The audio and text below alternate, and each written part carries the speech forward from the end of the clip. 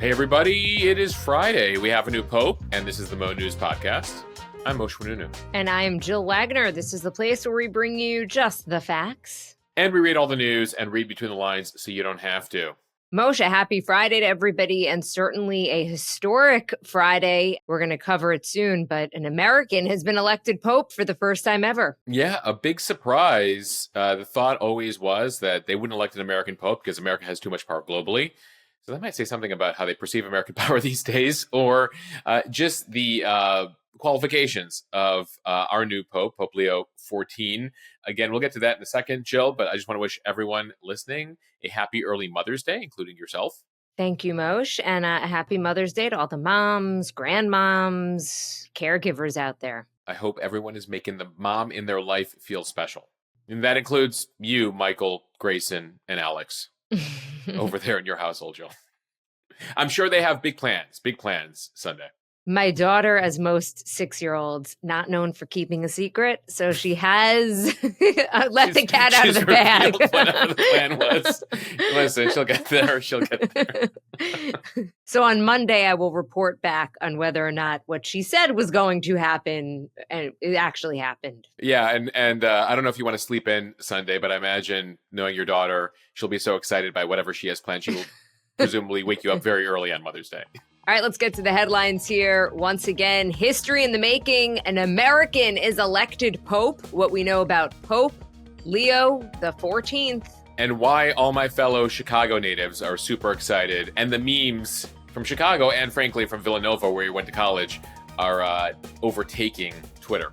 Also overseas, an escalation between India and Pakistan, two countries with nuclear weapons. We've got a deal. President Trump says he has reached a trade deal with the UK. So what's in it? The FAA announces a new air traffic control system in the wake of some scares in the sky. Though how long it'll take to actually get installed. Former President Biden continues his media tour. What he told the ladies from The View about allegations that the White House helped to cover up his mental decline. Or at least what he tried to tell the ladies of The View, and then Jill Biden tried to clean up live on the show. And Bill Gates says he plans to give away more than $200 billion over 20 years. And what he's saying about fellow billionaire Elon Musk. Plus, it is Friday. Cheers to the freaking weekend, what we are watching, reading, and eating. All right, Moshe, we've got a new pope. And for the first time in history, and in a surprise to many Vatican watchers, the cardinal electors of the Catholic Church picked an American. Cardinal Robert Prevost is 69 years old, which is relatively young for a pope. He is from Chicago. He chose the papal name Leo XIV. I guess Pope Bob didn't have a great ring to it, Jill. Leo is a trendy name, though, actually. And by the way, I imagine there will be a lot of Leos born around the world in the next few years here. We should say it's been a tradition going back at least 1,000 years that popes for a while in the early days, some of them kept their names, and then it became a tradition for continuity and tradition to start selecting names. And then as a tradition, select a name like the second, the third, or in this case, the 14th of popes that you feel are in line with your goals. So he will now lead the world's 1.4 billion Catholics. Moshe, yesterday we mentioned that it could be a relatively long conclave because the cardinals electing the pope were some of the most diverse in history. But instead, they picked their new leader in less than 24 hours. Goes to show, what do we know? We know nothing. It's actually, you know what's so cool about, watching the conclave show? Like, we now have cameras or audio, in the case of the Supreme Court, in almost like every single thing in the world. And like, there's only a handful of things of such import that still have such mystery and secrecy around it. And the conclave is one of them. 133 guys locked in a room. We have no idea what was said. We have no idea how Pope Leo was able to be elected on the fourth vote, but somehow he got there. And so it's just kind of cool. Like, we saw the smoke yesterday. We were actually on a call, a Mo News team call, and I was like, white smoke, Pope. Right, because they picked their new leader in less than 24 hours. It was just the second day of voting. And Moshe, perhaps it was this friendly lunch amongst all the cardinals that helped to seal the deal.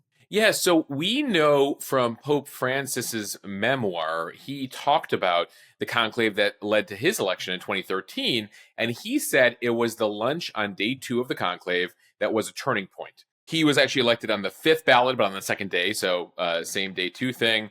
And apparently, listen, the informality of the lunchroom, I keep going back to Conclave the movie because that's the only reference point I have of just them kind of like sitting at their various tables, and I guess in the case of Francis, he was going around. In the case of now Pope Leo, going around. But it's those informal moments where they're chit chatting that may have led to a compromise there. Jill, we should note that for the most part, in the last 100 years, it's never taken more than 5 days to pick a pope. I mean, back in the day, there used to be like weeks on end, or in some cases, years to pick a pope. But in the last few years, like Benedict was chosen on day 2, John Paul II, day 3, Francis, day 2. And so we've had a few situations whereby, within 2 to 3 days, they've been able to come to a decision, at least 2/3 of them, of the 133 cardinals. So white smoke emerged from the chimney above the Sistine Chapel at the Vatican just after 6 p.m. local time in Rome. The thousands of people gathered outside in St. Peter's Square let out an initial cheer and then erupted in applause when it was announced that the church elected a leader from America for the first time ever. Jill, so many people noted when they saw the smoke, these seagulls that are hanging out on the chimney. I don't know if you saw the video. There's like a bunch of seagulls, and like one's on the chimney as the white smoke's coming out, and then another one flies in. There's a lot of fun memes related to these birds that like basically stole the show as the smoke was coming out of the chimney. Well, here's what it sounded like when the newly elected Pope, Leo XIV, stepped out onto the balcony of St. Peter's Basilica for the first time as Pope.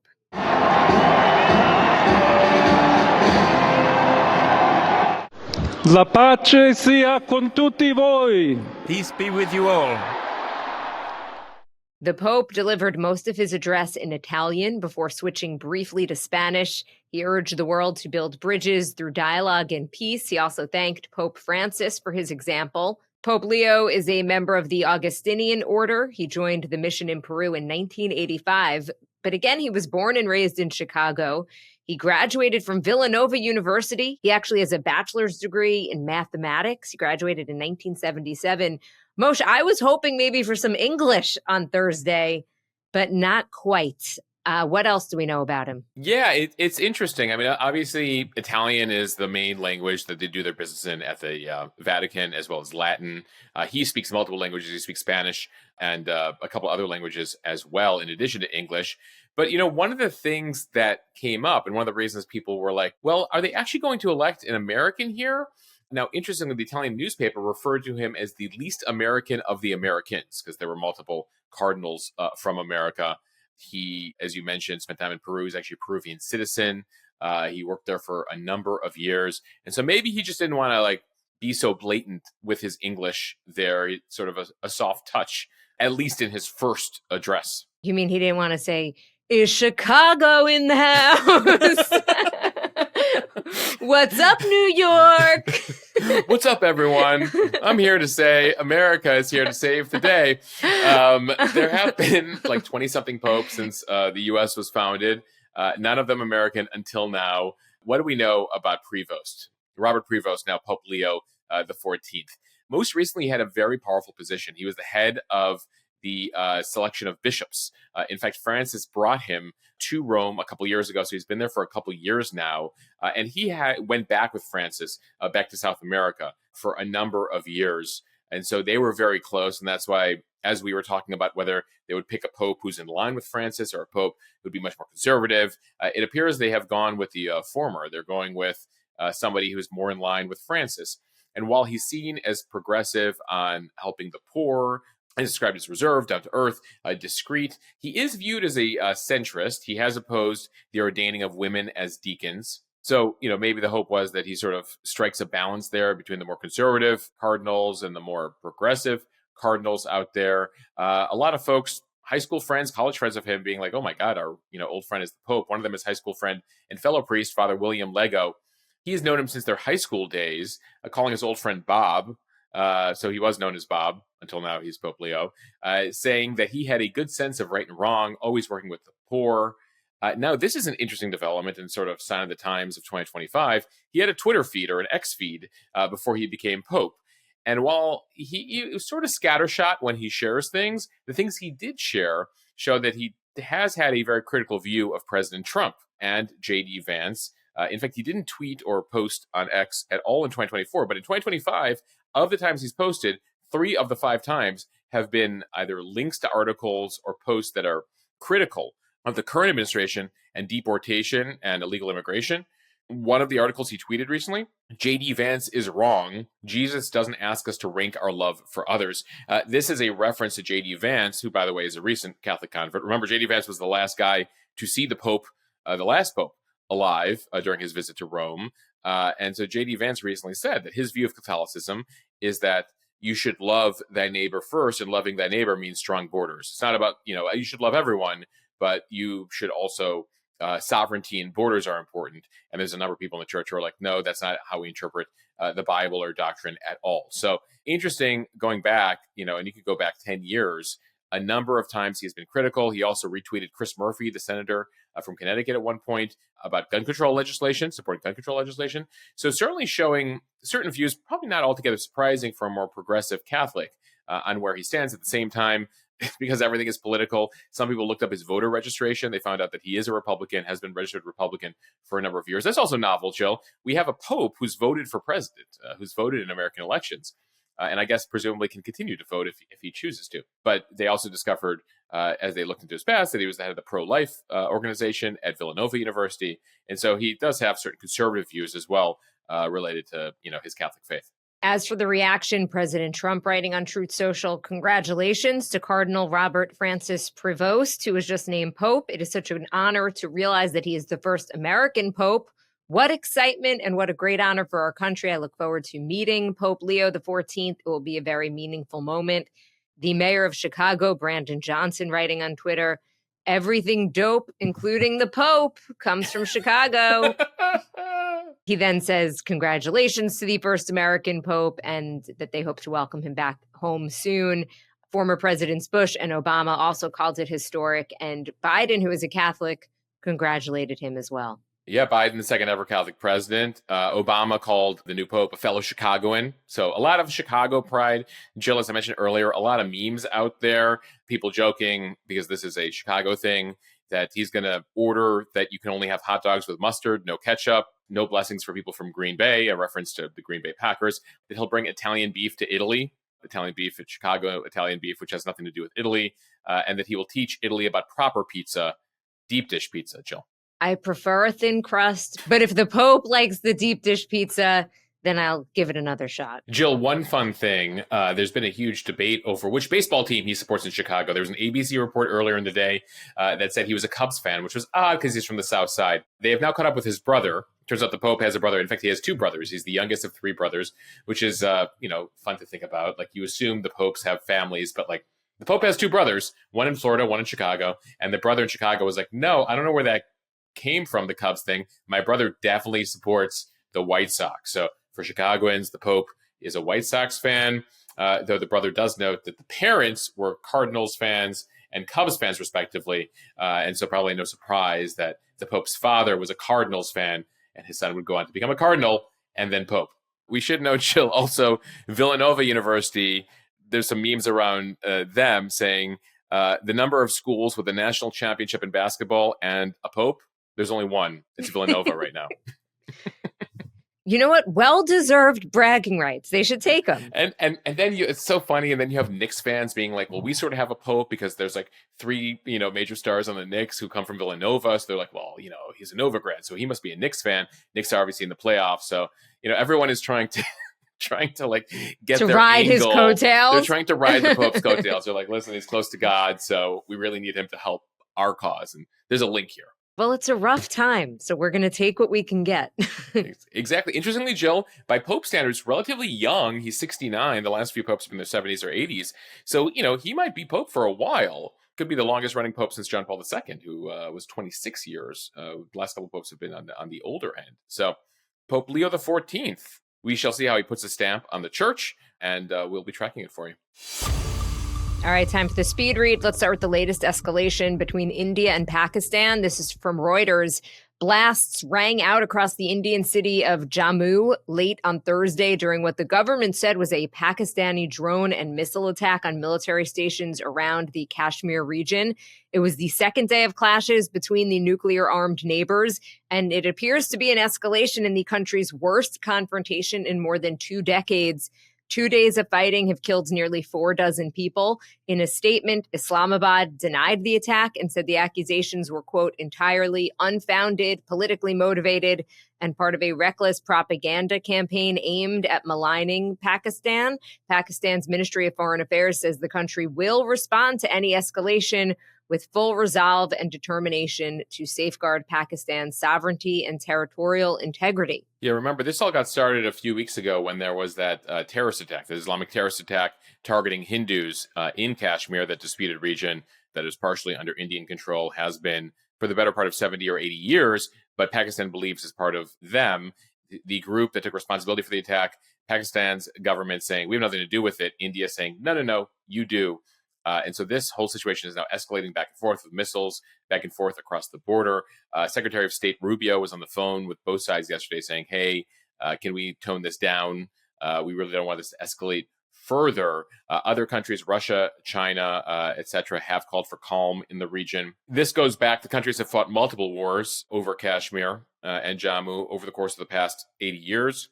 And so the hope is that, especially since both have nuclear weapons, that this doesn't escalate further. But so far, we got a lot of cross-border skirmishes, shooting down of planes, missiles, and increasingly dozens of civilians dead. And so it's one of those things where one side is going to have to decide to tone things down before things escalate further. All right, we've got our first trade deal, or at least it's looking that way. From CNBC, President Trump on Thursday unveiled the broad outline of a trade agreement with the United Kingdom. The deal is the first by the United States with a country whose imports were subject to those new tariffs imposed by the Trump administration in early April. The U.S. has a trade goods surplus with the UK. Still not a lot of specifics here, and nothing is actually signed, but President Trump says the final deals are being written up. He says in the coming weeks, we'll have it all very conclusive. He said the deal includes billions of dollars of increased market access for American exports, and that the UK will reduce or eliminate numerous non-tariff barriers that he says unfairly discriminated against American products. Meanwhile, UK's Prime Minister Keir Starmer joined President Trump remotely and said, we have built an incredible platform for the future. But 10 Downing Street did suggest negotiations still ongoing. So again, not a done deal. Yeah, outlines of a plan, or a framework of a plan, if you want to describe it that way. What we know about it, we're still waiting on details. This will keep in place a 10% U.S. tariff on UK imports. And it's notable because the U.S. does actually have not a trade deficit, but a trade surplus from the UK. They already buy more stuff from us than we buy from them. Nonetheless, he says we're going to keep the 10% tariff in place, which means all goods from there still have a potential for 10% charge, or effectively a consumption tax here in the U.S. As for other parts of this plan, it would adjust tariffs on autos from the UK. So we're talking Rolls-Royce and Jaguar and a few others. It would adjust them for the first 100,000 vehicles, which would be subject to a 10% rate. And then any additional vehicles beyond the 100,000 face a 25% rate.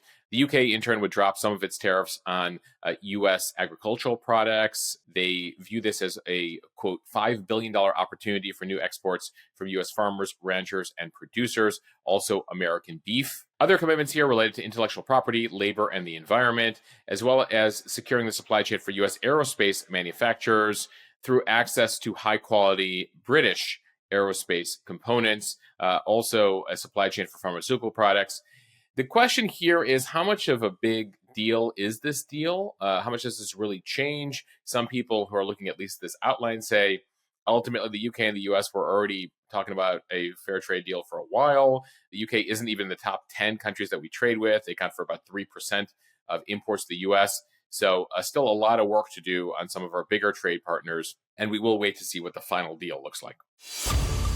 From NBC News, the FAA will embark on an ambitious 3-year plan to modernize America's air traffic control systems, and they'll be phasing out the, quote, outdated technologies that are unable to meet modern demands. The federal government's been under a lot of pressure to address mounting traveler concerns. We have been reporting here on the podcast about fatal crashes, ongoing delays, and that embarrassing recent revelation that the Newark airspace controllers lost all contact with pilots last week for about 90 seconds. In a statement on Thursday, the FAA said that these outdated systems are showing their age, which leads to delays and inefficiencies. The lack of funding for major investments in key air traffic infrastructure, things like radars, telecommunications, and facilities, is now putting the aviation sector at risk. The FAA is planning an accelerated full replacement of its current time division multiplexing network, or TDM, to an internet protocol between now and 2028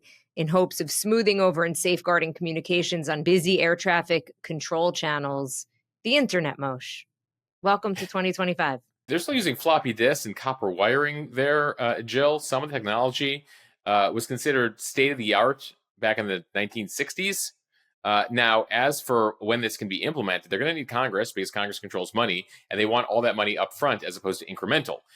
And if they can get that money right away, they think they can do this over 4 years. This is going to take a while to modernize the system here. They've been talking about this for decades. Every time they talk about next gen, Jill, they take so long to get it approved that by the time they're looking for approval, it's no longer next gen, it's last gen. So now they're going to go next gen, and this time they hope they'll get approval quickly, especially given what we've seen unfold at Newark Airport recently, where the system is so bad that we're having outages leading to trauma for those air traffic controllers. And so there's a major demand here, given how important safety is and how important having people trust the system is to get this approved by Congress quickly. One of the few things, Jill, where I think Democrats and Republicans can probably agree. From USA Today, former President Biden continuing his media tour, this time on The View. Biden once again rebuffed criticism that he waited too long to drop out of the 2024 campaign. He says he would have defeated President Trump in a rematch last fall. He also denied claims that he was in severe cognitive decline during the final year in office. Take a listen as Alyssa Farah-Griffin asks him about that. Since you left office, there have been a number of books that have come out, deeply sourced from Democratic sources, that claim in your final year there was a dramatic decline in your cognitive abilities. In the final year of your presidency, what is your response to these allegations, or are these sources wrong? They are wrong. There's nothing to sustain that. Number one. Number two, think of what we're left with. We're left with a circumstance where we had an insurrection when I started. Not since the Civil War. We had a circumstance where we were in a position that the pandemic, because of the incompetence of the last outfit, end up over 1 million people dying. 1 million people dying. So, Moshe, as you could hear that answer a bit meandering, former First Lady Jill Biden was sitting next to Joe, and she was much more direct in her answer, claiming that her husband worked all hours of the day and saying that all of these books that are about to come out, that none of these reporters were actually in the White House. Yeah, so Jill takes the reins in the answer. We have the full clip up over on Instagram, and she's like, listen, Joe was working hard every day. When I was reading books at night, he was still working. Presidential job is 24/7. And so just an unfortunate answer there for Biden, where he literally got the question about, like, people think that you had cognitive decline, and he sort of just like goes on this answer about COVID and what he was dealing with 4 years ago, and Jill has to take over. This is all part of his effort to try to get ahead of a major book that's being released later this month called Original Sin by Alex Thompson and Jake Tapper, which allegedly is going to have a lot of revealing details about how this White House tried to hide his issues from the public. They have a lot of folks inside the White House who are talking, allegedly, despite what Jill Biden might be saying. And so he's been trying to rehabilitate his reputation, because he dropped out too late, right? They lost the election. Democrats lost the House and the Senate. It's something Biden promised that, he would never happen on his watch. A lot of Democrats are pointing the finger at him for, messing things up. And so you have that, as well as all these books coming out that are revealing things, showing that effectively the White House was lying to the public. And the White House was hiding his issues. And that included hiding things from even other White House staffers. So there's a lot of White House staffers who are complaining that now things make sense, that he was being hidden from other folks inside the White House, top Democrats who couldn't get access to the president the last couple of years. And so ultimately here, these two are also trying to reframe the narrative. There's a lack of Democratic voices out there or Democratic leaders out there. So Joe Biden still wants to be influential here, something we discussed on the podcast yesterday. And the Bidens need to make money. He's probably going to be writing a memoir. He is joined CAA, the agency. He's going to need to fundraise to build a presidential library. So they got to get out there and pound the pavement, if you will, both to fundraise, but also, make the money that a lot of former presidents do after they leave office.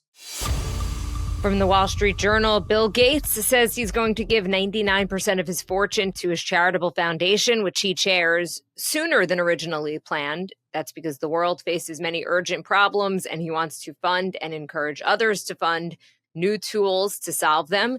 Gates is 69 years old. He's the Microsoft co-founder. He's a philanthropist. He says he plans to spend more than $200 billion over the next 20 years to fight poverty, malnutrition, polio, and other global issues.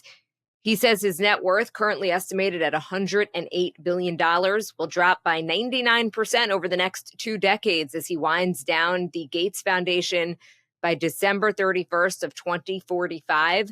The foundation was first founded in 2000 by Gates and his then-wife Melinda French Gates. They've spent $100 billion on global health initiatives, making it one of the world's largest philanthropic organizations. The investments have helped reduce deadly infectious diseases, along with childhood and maternal mortality rates. Gates calls this move the last chapter of his career, as he turns 70 this fall. That'll be over $200 billion that we'll give away during that time period, and that we'll be able to save tens of millions of lives. And you're not going to miss it. No, I won't. I hope I'm still alive when we finish the 20 years, but I'll save a little bit to be able to buy hamburgers as much as I need. Moshe Gates can have as many hamburgers as he wants, because even after a quarter century of philanthropy, he is still one of the world's richest men with a net worth of about $108 billion, according to the Forbes billionaires list. Yeah, Jill, he's giving away 99% of his wealth, but 1% of his wealth is still about $1.5 billion to $2 billion, depending on where he's at in 20 years. So you can buy a lot of hamburgers with $1.5 billion. And then Jill, he has a couple kids who he's going to give. He says they're going to get something, which I imagine will be, a few $1 million per kid there. We'll see what agreement they come up with, though there have been some headlines about that. All of this comes, his spending, his announcement does come as the Trump administration has slashed health and foreign aid funding. Gates was particularly critical of the USAID cuts. He says literally without this extra funding, what we thought was going to be the number of children who died by age 5 is going to go back up again. According to a March UNICEF report, an estimated 4.8 million children died before the age of 5 in 2023. Gates said that based on spending, based on aid, that number would go down to 4 million children dying under the age of 5 from various diseases and malnutrition. But with a cut in U.S. funding, that number could go back up to 6 million kids under 5 dying every year in various third world countries. So he was critical partially of the administration, though he did have a meeting recently with President Trump. So I think he's been trying to navigate that. That said, in a Financial Times interview, Bill Gates criticized fellow billionaire Elon Musk. And he was talking about, a bunch of grants that were cut by Doge, including one to a hospital in Mozambique. And he said, quote, this is Gates talking about Musk, "The picture of the world's richest man killing the world's poorest children is not a pretty one." He was asked in various interviews, can you make up for that with your money alone, what the government is cutting? And he's like, no, I can't. Like, I don't have enough money to make up for that. And the logistics and the workers, I'm going to try my best. But ultimately, what's been cut here is pretty significant. Okay, it is Friday. Cheers to the freaking weekend. Time for what we are watching, reading, and eating. Moshe, what are you watching? So I keep hearing great things about The Studio, the Seth Rogen show on Apple TV. So I was going to get started on that this weekend. And then I should note that my choice for what I watched last week, Nona's, the new Vince Vaughn film on Netflix, is actually out. It's about this cute little real life establishment in Staten Island where grandmas cook you Italian food. And so Nona's on Netflix, and then The Studio on Apple. Jill, what are you watching? So my daughter is finally at the age where she can watch movies that I actually kind of enjoy. So we watched The Princess Diaries and Ice Princess. So we'll either rewatch those, as we often do, or we'll find something similar. Okay, Moshe, what are you reading? So I know the Bill Belichick interview got attention for all the more interesting reasons, particularly his 24-year-old girlfriend. Though I wanted to actually see what's in his book. So Bill Belichick, Art of Winning, we have a copy of it. And so I was going to, give that a perusal this weekend. Jill, what are you reading? This article from the Free Press caught my eye. It's called Mississippi Schools Are Better Than Yours. The state's turnaround really is miraculous, but the rest of the country isn't interested. So the reporter, Tim Daly, looks at the way the test scores are going up in Mississippi, but down in a lot of blue states. He argues that there's a lot to learn about how Mississippi is doing things, but because of maybe some cultural biases or condescension from some of these blue states, a lot of the progress is being ignored. And he says it's a shame because, again, there's a lot to learn. Jill, what are you eating? Our favorite of the three categories here, at least mine. I recently tried Bon Bon Candy. Do you know about this at all? No. So it's a Swedish candy company, and apparently because it's European and Swedish and not American, it's better for you than American candy. And they have a very cute location down on the Lower East Side that I checked out a couple of days ago. And let's just say I'm still chomping away at my candy bag. Sounds great, Jill. I'm going to have to get your recommendations as to what to get. If my teeth can survive. And I'm like, are all of the teeth still in there? Moshe, what are you eating? Jill, my wife Alex and I have tried this new food delivery service called Stocked. The website's stockedby3owls.com. It's a service available in New York, a little bit of Long Island, Connecticut, New Jersey. And the food is actually pretty incredible. You can order the food a la carte, where they have packages for new parents. They have a variety of packages there. And basically, it's your meals for the week. So check out Stocked by 3 Owls. We actually have a discount code with them right now. Mo News, of course, is the code. If you head over to their website, you get 15% off your first order. Again, stockedby3owls.com, stocked like STOCKED. And check out what they got if you're in the New York City area, Jersey, Long Island, Connecticut. All right, everyone. That is a wrap. Again, have a wonderful Mother's Day for everyone celebrating. A big thanks to all the moms out there because it can be a very thankless job. So we appreciate you. Happy Mother's Day, of course, to my mom, Carol, and my mother-in-law, Bonnie. Happy Mother's Day to you and everyone on your end. Happy Mother's Day to my wife, Alex, and my mom, Debbie, and Alex's mom, Melissa, and all the great moms out there listening or caretakers. And so we appreciate all of you. We're thinking about all of you, and we'll see you back here on Monday. Thanks for listening to the Mo News podcast. Have a fantastic day. I hope you enjoyed.